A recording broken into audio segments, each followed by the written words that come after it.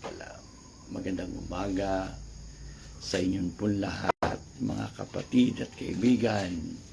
Gaya po ng sinabi ko, ay ngayon po ay matutunghayan nyo na muli ang inyong lingkod, si Apo Joey, sa kanyang ginagawa na pagsasagawa ng ritual. Ngayon pong umagang ito ay araw ng Biyernes, ay narito po ako sa aking pong dambana. At muli po ay magsasagawa ng ritual.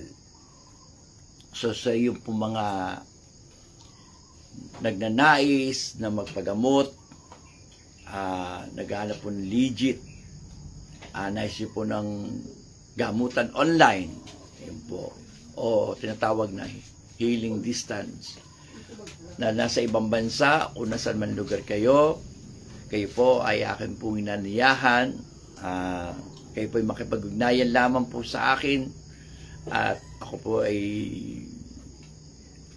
nakahandang magserbisyo sa inyo sa abot ng aking makakaya.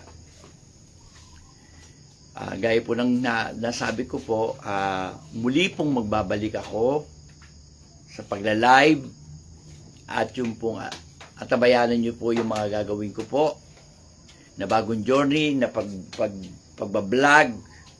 So gagawin ko po yan.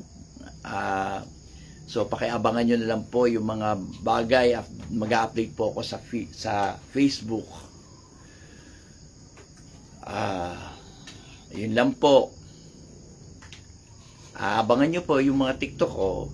Pero yun po ay siguro pansamantala na muna po. Ako'y magpapahinga. So papasukin muna po natin ang mundo ng espiritual. Matagal na rin po tayong hindi po nakakapag sagawa ng ritual na inyo po kinawiwilihan sa akin at inaabangan. So ngayon po ay magbabalik na po ako. Siguro man kung meron man TikTok na dumadating, pailan-ilan lang po siguro. Kumbaga ngayon po ay pinipriority ko muna po ay pagre-ritual.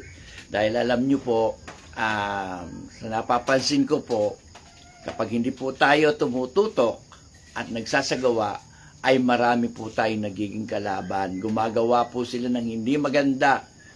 At nakikita ko po, ay hindi na kailangan tayo ay magpatumpik-tumpik.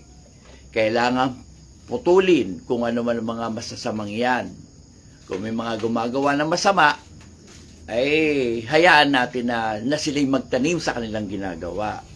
Dahil sa mundong ito ay kailangan tayo ay matuto, kailangan tayo ay maging matapang, matatag sa lahat ng hamon sa buhay.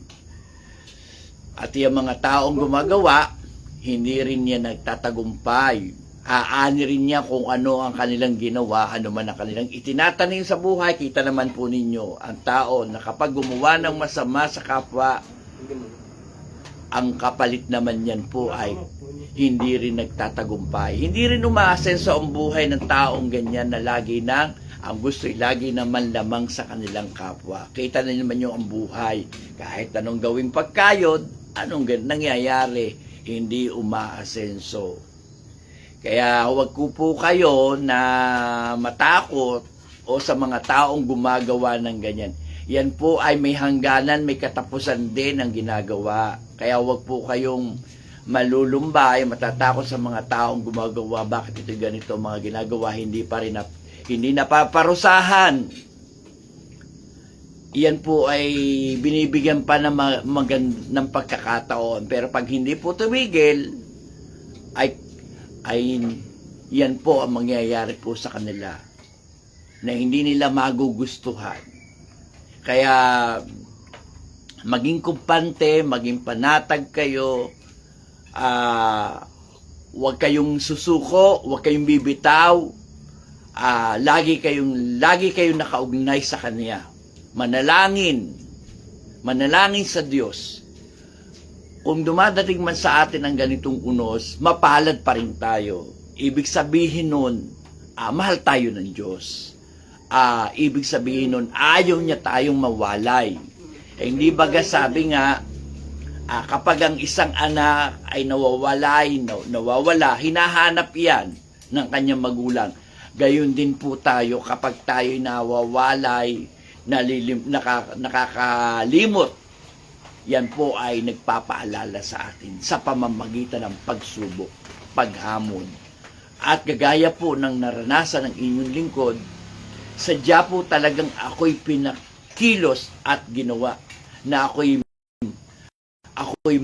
makisalamuha muna sa ibang tao upang makita ko, malaman ko kung papaano makisalamuha sa mga tao. At ngayon ko nga alam po talaga natuklasan at siguro ginusto ng Diyos din na makisalamuha ako upang malaman ko ang mga tunay na nilalaman ng kanilang mga puso't kalooban. So ngayon po ay naririto pong muli ako, nagbabalik sa inyong sa pagla-live at naway patuloy na samahan sa aking gagawin na bagong journey. At ipinapanalangin ko po sa umagang ito ang aking pong kumpare na nasa ospital na si Makata Edgar de Guzman. Abutin mo po ng iyong mapagpalang kamay. Pagalingin mo po siya sa lahat sa oras na ito.